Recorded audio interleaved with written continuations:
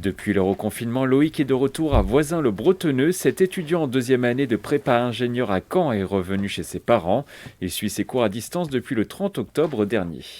Mon emploi du temps, il est maintenu en fait. J'ai exactement le même emploi du temps que si j'étais en présentiel.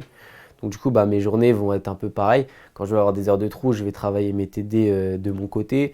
Enfin, c'est vraiment le même type de journée que je pouvais avoir avant. Une organisation que le jeune homme de 19 ans espère provisoire. Il compte reprendre les cours en présentiel dans les prochains mois. Là, tout seul devant son écran, c'est dur de rester concentré, surtout quand des fois, dans la matinée, on a 3h30 de cours en visio. Il faut être juste devant son écran, écouter le prof.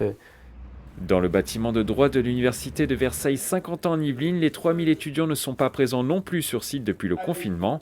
La plupart des enseignants donnent des cours en télétravail.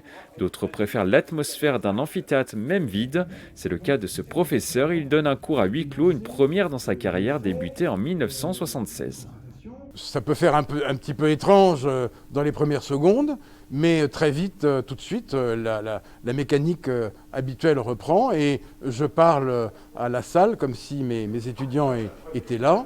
Ça ne me change pas grand-chose en réalité et j'espère surtout que pour eux, ça ne change pas trop de choses non plus car ils sont à l'autre bout de la caméra. Aujourd'hui, 350 élèves suivront ce cours de 3 heures à distance. Ça peut être tout à fait nouveau et intéressant comme complément. Est-ce que ça doit remplacer la présence physique ?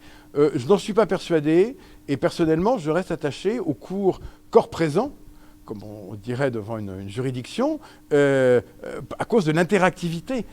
Les universités ne rouvriront pas avant minimum 3 semaines. La date du déconfinement est pour l'instant fixée au 1er décembre.